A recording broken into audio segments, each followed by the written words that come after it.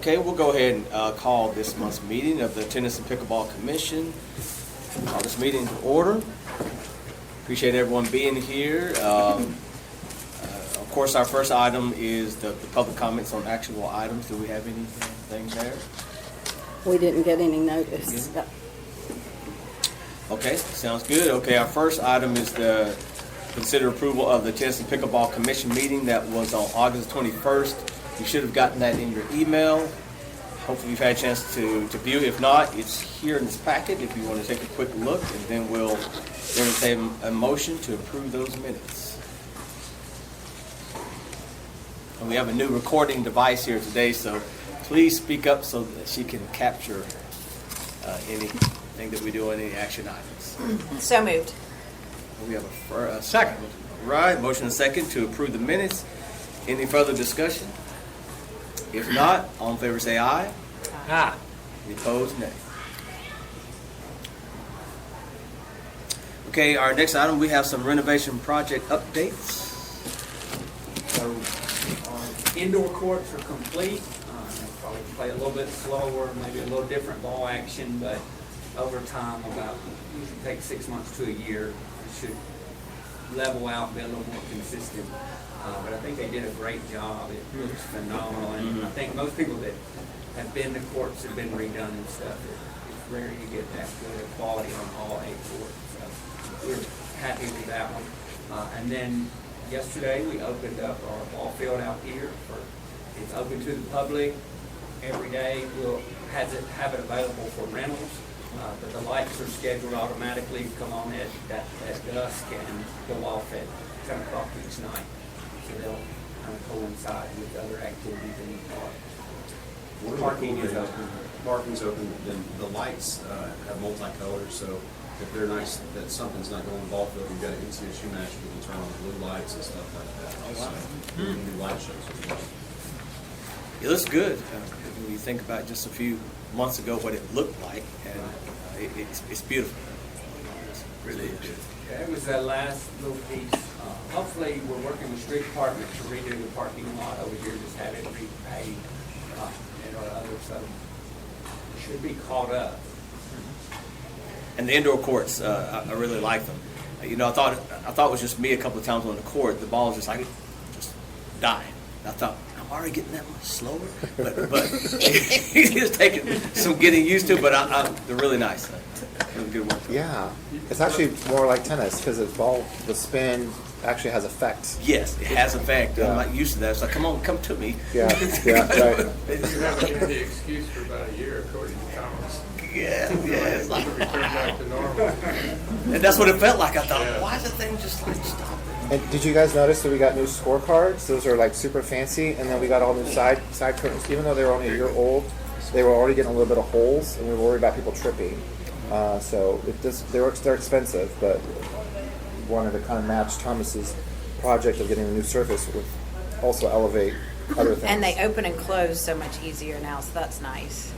It was Well, for short people. It was a problem at times. Well, we went heavy duty, and the bad part of that is it doesn't close as deeply. So with MTSU cares because you know. But for the rest of us, it's like it is not so much easier to pull it back and forth. So and then we got blue behind where the white was, so there's better contrast for the players. And then we're just going all in on MTSU blue. Chris, you must love that. It's a pretty color. It is a pretty color. Even our office is blue. So where are we on the cameras? Do they work now, or So they do work, but my issue is if we make that IP address available for people, then they could literally log in anytime they want, and they could record conversations. So it's cleaner to just say that's just for MTSU, even though we own it. They bought it, but we own it, and let it be for that. It's unfortunate. I just thought about it. It's just not a good benefit to the cost potential of loss of privacy, So they do work, but we're not going to make much available to the public. We could use it for special occasions, right, Eric? Yeah, absolutely. Clinics or something like that. Yeah, and then I mean, you could even put that on a web cam too. And there's things that we could do in the future if we put our minds to it. Any more project updates? I'll say Veterans Park is coming along. So January 2027 is supposed to be like our opening. Of course, we're a long way away from that, so we'll see. All right, thank you. Our next item is an update on permanent court time and winter schedule. Yes, so block time is in full effect. It started November the 3rd. We're going to run all the way through March 30th. This year we had 112 applicants. We were able to accommodate 108 of those applicants. The 4 that did not get it were given the option, but they didn't want what we had left. We were able to accommodate 108, kind of similar to last year. So I've noticed the last couple of years it's kind of been the same as far as numbers go. So I guess I was under the assumption that we had just a long waiting list, so it doesn't sound like that. It sounds like those who wanted the time, even those 4, had options. They got what they wanted out of the 3 options. Yes, sir. Well, we did make it a priority too, and I think next year I really want to look at how we manage that. One is, because the pros can still make a living here, but they're going to have to be very creative. They're going to have to work mornings, they're going to have to work evenings, and they're going to have to work weekends, because obviously we're trying to accommodate those block times. So there's got to be a healthy balance between making sure that we have our programs, such as mixers, which are more accessible to everyone, and our classes, again, accessible to everyone, and still take care of our members and take care of our pros. We have, truth be told, we have 11 contract pros. Not all of them work full-time. I would say only 2 of them work full-time, and maybe a couple more work pretty consistently. So just having an open conversation with everyone in terms of, like, this is what we need to, like, Dana and I will have to talk, like, which programs do we really want to keep during that block time? And then when we do sell the block time, we're going to say proactively, these are the ones that are available, because what's happened this year is when we sold a block time, we sold it during the junior program lessons, because that was a legacy contract during that time. Without any names, people have had that contract time for, and our junior program really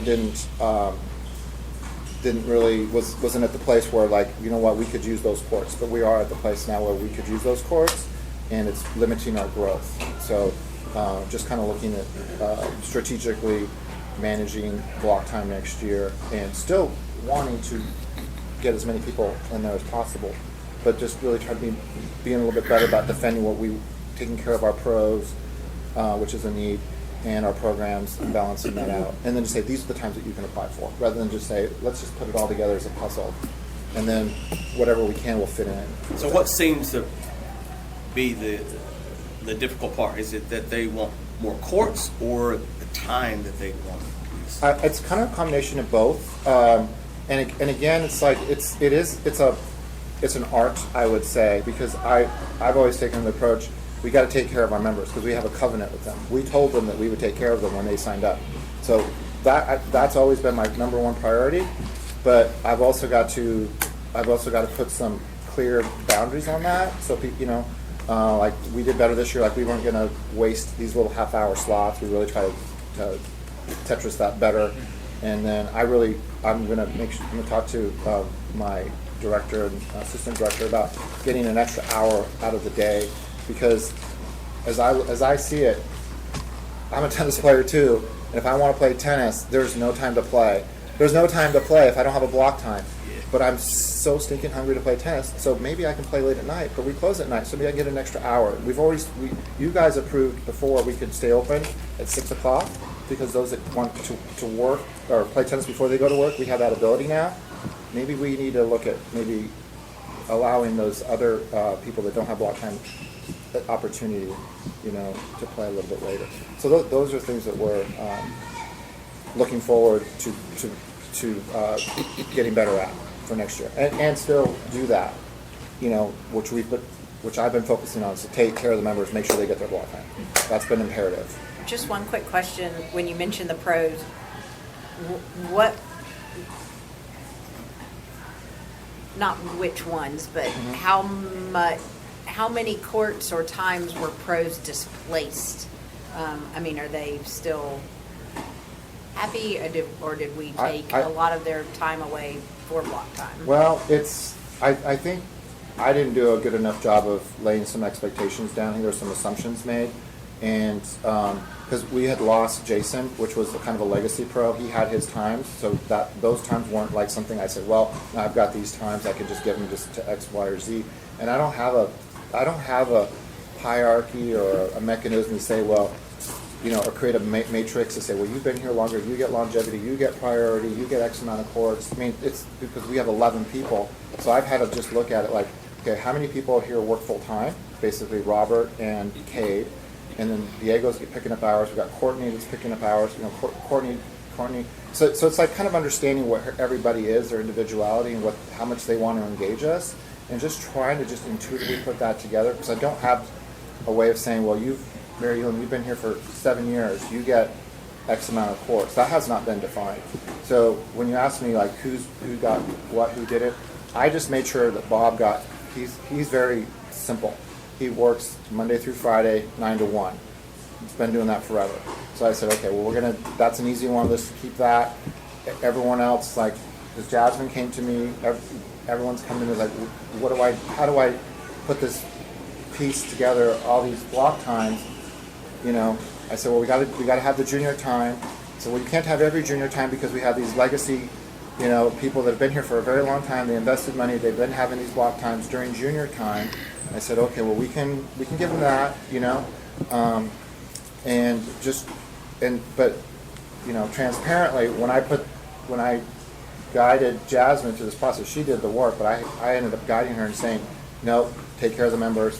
The pros are going to have to figure out a way to work weekends, to work mornings, to work evenings, And Dana protected me. She says, make sure you communicate to the pros what you're doing, so that they know, so they don't feel left out of the process. Because the year before, I didn't communicate very well with them either. It's like, you know what? So I just did it. And it's like, they need to understand that I have their back too, because you all have their back, because they serve you, and they have the special needs. So just really making sure that we all understand that this is a complicated puzzle, and my end goal is to make sure that block times are met, but also that we have programs available to those that don't have block time, that maybe want to be a member or are members, to still have the ability to play. Because I know, Robert, in the summertime, we were full to the gills, and you are savvy. You had a hard time getting courts, and you were generous and helped us, accommodate some tough situations, and I appreciate that. So we have a lot of times, not specific to any pro, except for Bob, like you said, has been doing the same slot forever. Jason, when he left, we didn't. So there are a lot of times that the pros can put how far out in advance, Jackie? 2 weeks. 2 weeks. Sorry. So what is that junior tennis time that has been used by block? Is it 4 o'clock? 4 to 6. 4 to 6. I didn't realize there was a block time available 4 to 6. Well, so we wanted to avoid that, and actually we the way we've managed it internally is like, we say we're not going to let members or anyone reserve courts during that time. We're going to try to really not let people do block time, but we didn't want to turn away those that have been doing it for a long time. And then Veronica and Dana and the whole team, Jasmine, we all, at the last Friday of the month, we look at how many people are registered in the class, how many courts do we need to allocate for the junior programs, and then we release the rest. So we're trying to, Thomas is always on me, like, an empty court is like death. We don't want death, we want to maximize our uses, right? So we're trying to do that, like, okay, now we know how many courts we need for the month, the rest we can give away. So rather than hold them unnecessarily. And then we've really locked down a lot of our policies, like what are our ratios. We only want 8 kids in each class per court, right? So that way we know how many instructors we need, we know how many courts we need. So it's all science in a way. So we don't have to guess as much. And Essentially, no, everybody was not happy. Okay. We'd never get 100%. So obviously we had 4 members that probably weren't happy, and we probably have some pros that are not thrilled. Moving forward, what I think Eric's trying to say is we're going to designate what block time is, and you sign up for what is available, as opposed to you tell us your preferred time, and then we try to put the puzzle together. So we're gonna ask Jasmine to put a framework together. We'll include the junior programs and those slots and all of our pros, and try to have a more well-balanced, defined approach going into block time for next year. But this year, I think everyone is satisfied. But as we grow and our membership continues to grow, I don't want to say the expectation is we're going to make less block time. I think the pros and some of these one-on-ones, we've got a huge gap on weekends and even in the evenings for that. And that may have to change the culture of how you get lessons. You may get lessons in the evenings and on weekends versus your preferred time. So we'll balance that with the junior program. Dana will give us an update here in a moment. And the junior program is growing, which is a big benefit to everybody, because that brings in more people to play tennis and keeps us vibrant and time going. Just a comment, block, I managed, with the help of 2 other people, 3 courts, and this year, we look for 15 people to commit, so that one person is out on each court every week on a rotating basis. This year, we had 15 commits, and then 3 of them decommit. One of them is from Franklin, and he gets a time over there in Williamson County. Then we had 2 injuries that have taken people out. So where do we fill people? From the mixer. That's right. Or from outside. Isn't that great? So, I think our people that are scheduled out have gotten the idea, well, I can sign up for a mixer. So there's some give and take with that kind of thing, at least in our group. We're getting older, there's probably going to be more of that kind of thing in the future.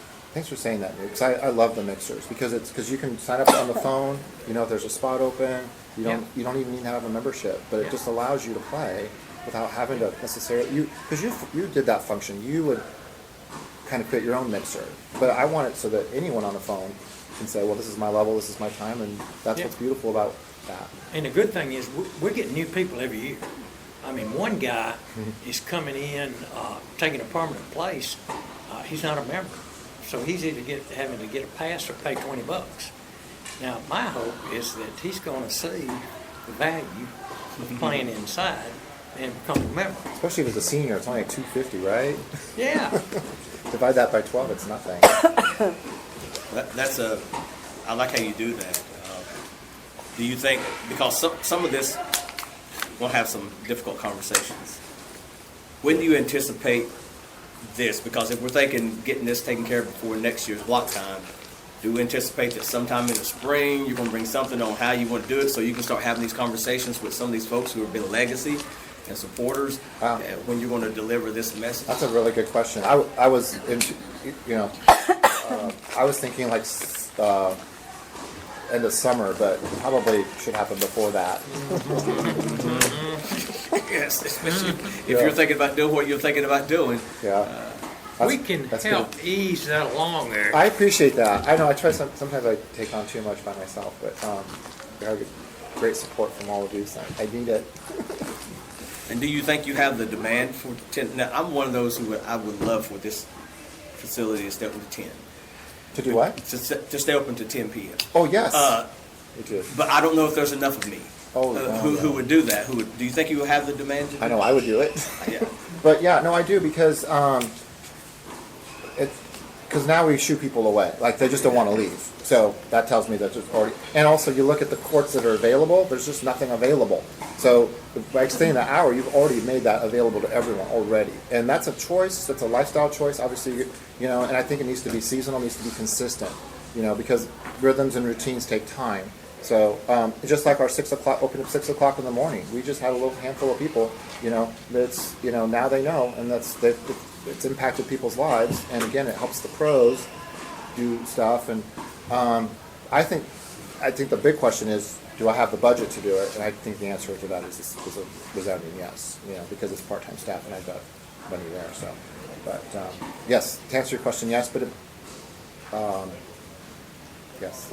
Okay. Well, I was just wondering, you know, are you gonna get buy-in from Nate and Thomas to think about it? Well, I've brought to Thomas's attention, we just haven't really formalized it.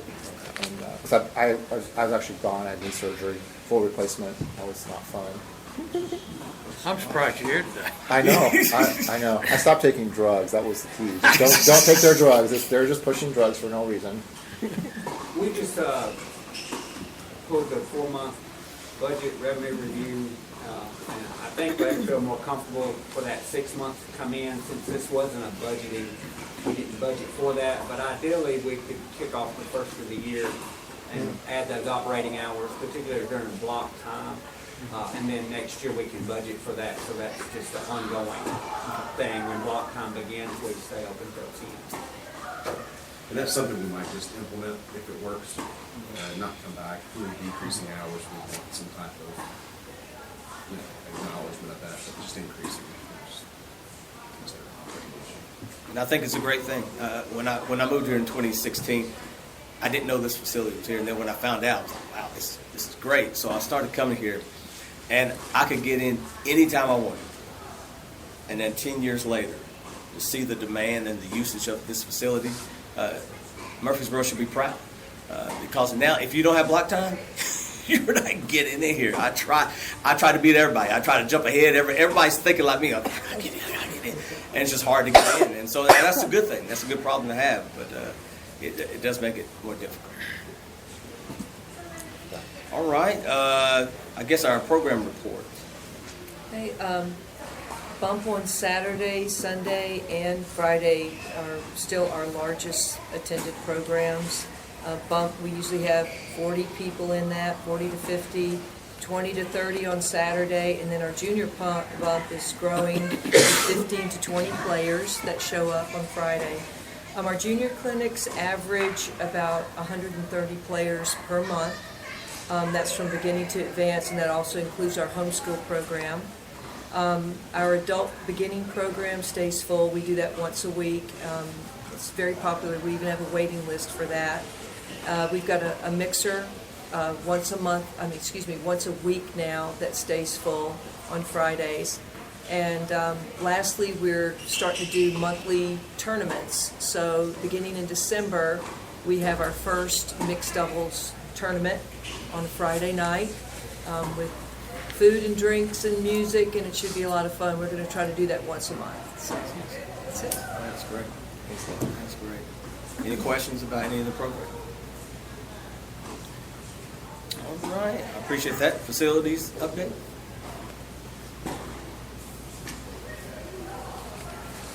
Well, one of the questions the last meeting is mission and vision, and so I went back and pulled, when we built this place and a lot of those things, I pulled out the original business plan that I guess we presented to council to build the facility.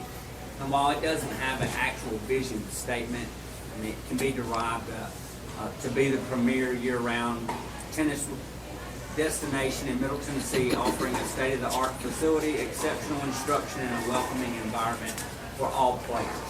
I think we've done pretty good of trying to meet that. I think we're in the process of rewriting the master plan for the entire department, and each facility is an element of that. And I think what we'd like to do in the spring when we get to those pieces, part of that public engagement is to engage this group in a workshop to help establish vision and mission moving forward for ATC for the next 5 to 10 years.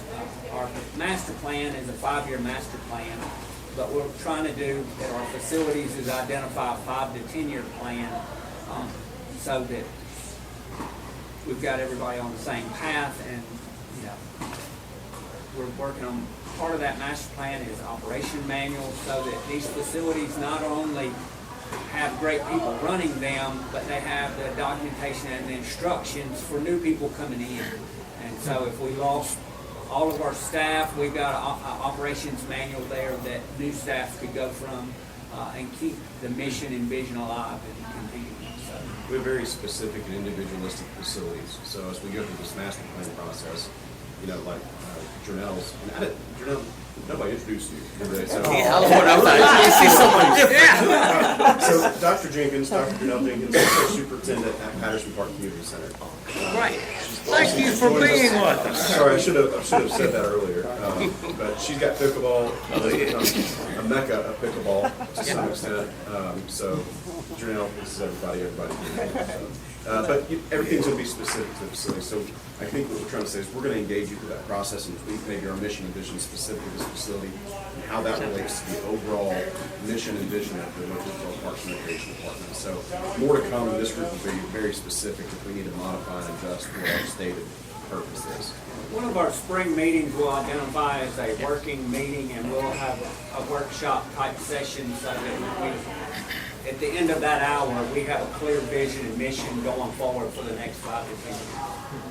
Maybe Thomas can send that out, what was original, as a thought exercise for you all leading up to that. And, you know, maybe you can start the process of, you know, thinking of things you might want to really focus on or, you know, focus on. I think that would be great. It sounds like a lot of the master planning around this facility is going to be operational, but just craziness. This property right over here where the concession stand is and everything that's never being used, have we ever thought about trying to make some use and figure out a way to get a couple more courts in there? I mean, I think we can do something. That might not necessarily be in the master plan. It could be mentioned as a comment of expansion, you know, utilizing existing space for future development. You know, that's kind of how we would allude to it. I think in that long-term plan, we've already identified, a lot of us have walked this whole park, we've identified where everything could go. So there is room in that far portion between here and golf for us to actually build another 8-court complex, perhaps some restrooms, and then where that concession building was, our big vision at one time was to have a shared facility that golf and tennis could use for banquets and sit-down type deal. That's kind of a big plan. Nothing's imminent though. Right. That won't be discussed at that master plan. I think if you look at everything that we have, I probably said this in the script before, our rate of growth in this community has made it to where we're woefully short on every amenity that we have. Pools, ball fields, soccer fields, even though we just, you know, did a huge renovation. So I think that will be alluded to, you know, as an overarching theme that we do need to, and we need to be identifying ways to budget those in our capital for the next 5 to 10 years. And I think that, because every facility we have has big visions, but I think we've got to set those metrics.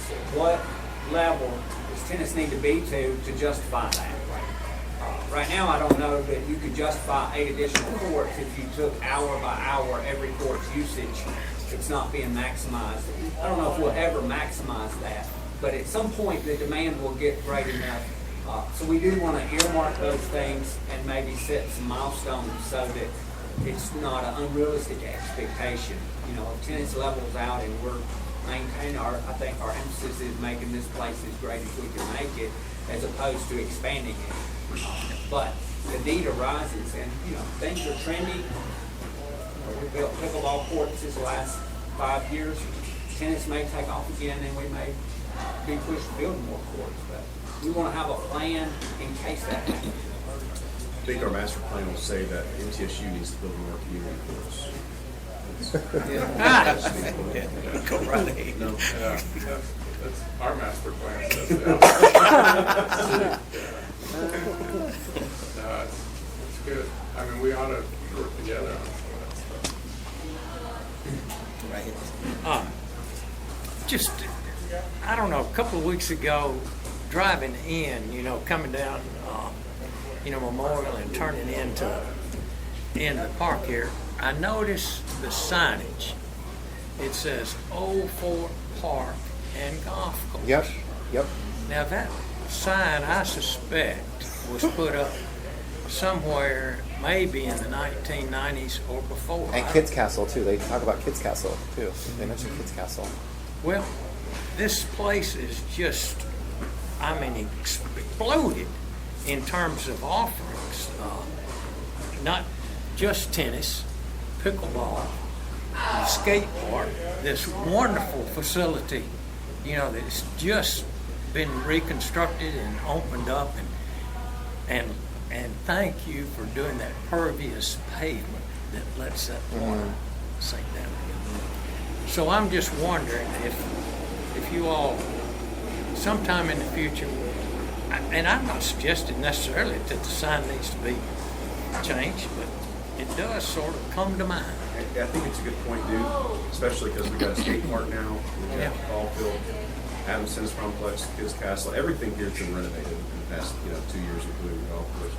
I just told Thomas, I think we got some savings from that project in our CIP, and we're going to look and see if we can maybe go ahead and look and start, pricing that out, and if not, we'll plug it next year's operating. Hey, our marketing person is already way ahead of you on that. I think if Nate will turn loose some money, we'll have new wayfaring signs very quickly. Well, and I know if you started putting everything down there in little fine print, nobody would be able to read it anyway. Like Willy Wonka, we'll look at that new, that's something like Lynn's been talking about, and we know we need to do, so we'll see if we can find some savings. Those signs are expensive though. Good ones. And we cannot do electronic flashing signs. Those are outlawed. You have Rex if you did that. Probably, you're right. We already have Rex out there as it is, unfortunately. All right, any other questions about mission or vision? I appreciate Tom sharing that, because that did come up in our last meeting, so I appreciate him bringing that up so that we could be reminded of what we're here for and what we're here to support in our community. And we thank you for the doctor being here and what you do at Patterson. I tell you, it's wonderful. Janelle just opened up a new playground and splash pad and 85 additional parking slots, so it's a good sign when you have to add parking the way that we've had to add out there. So she earned her team an amazing job. Okay, is any other business? Don't want to miss anything? Any comments? Anything from the peanut gallery back there? Robert, is everything okay? Yeah, mine was more with based upon Eric, with the new policy about pros have. I was talking to Thomas earlier about now we don't have a membership. We got to pay for court. We got a membership. Well, as a way that, I know I do business, I get a lot of business from being on the court, and being on the court a lot. So with that policy, that's going to, cut into my revenue. And it's kind of like, free advertising for Adams. The more that I make, the more that Adams makes. So it doesn't seem like, I don't know, that makes any sense to me about how we have to do that now. So I just was curious about, if we could discuss, doing something about that policy so that So you're talking about the membership, the monthly, that piece that we changed on? So I'm trying to do a better job being a transparent manager, making sure that everything that I do is sanctioned by what you guys say. Okay? And if there's nowhere that says that the tennis pros or staff can go out there and just use the facility at no cost, So that's as an employee here for the city, I can go to Patterson and I can go to SportsCom, but it's a benefit that's given, it's taxed, it's all transparent. Okay? So there's no perk that says you get to do that. So I'm just trying to keep it clean, transparent, and even, and all that. So I said, if you're not a member, you can't use the court unless you pay for it. Let me jump in here, Eric, and just say, we're buttoning some things up. We're going to task Eric with, some operational things that we need to adjust. So we're going to come in and, tighten things up a little bit, and then we might reassess in the future once we can, tie up some loose ends. So right now, we just need to put our thumb on some things. It might come back to you with a new policy in the future, but everything that we have, we need to be buttoned up on. We're not there. Okay. And it doesn't inhibit pros who are teaching a lesson class. It's totally separate from that. So it's not interfering with them to be able to do their job. It's just that extra perk of being that, court's available, I'm here. They're gonna be just like any other member or anyone else. Everybody gets treated the same, I guess. That's the goal. Okay. Well, we'll anticipate that you guys will have a chance to meet, so we'll talk about these operational things and update us appropriately. Is that what we anticipate? Okay, great. Any other business? I appreciate everyone's attendance here today. I know there's not a lot of rhythm and rhyme to when we meet, but in their defense, I know that what they do want to do is respect our time. And so if there aren't action items or things that they really think is pertinent to our attention, we don't meet. But I'm sure with some of the things that we're anticipating going into 2026, that, we may be meeting more frequently, but just know when they call it, we need you. And so just keep that in mind. I thank the staff for what they do. I'm proud to be a member of this facility. I love playing tennis. I love tennis, and I don't hate pickleball. I don't have time to do both, but I defend pickleball all over this city. I'm not one of those tennis players who Make a t-shirt. Yeah, that's right. I love tennis. I don't play, but I love defending. But thank you for what you do for this community. I hope you have a great holiday season. Get plenty of tennis in, and plenty of pickleball in, and burn those calories. If I could just remind you too, we are a bit sporadic, but we want to make sure we convene, regularly of some sort, even if there's no action. If you ever feel like the need to say, we do need to meet next month, just tell Eric and we'll make it happen. Okay. We don't have to have necessarily an agenda, but never hesitate. We can meet any time. We just want to be, your time is valuable. We don't want to waste anybody's time. If you ever get a hunch that you want to, just let us know. Just call your attention to MTSU's indoor schedule in January through March. Boy, some great tennis come out there, and the price is zero. Yes. Get free food. Price right. Yeah, serious price right. Well, great. Yeah, there's food trucks and then usually Yeah. some giveaway food.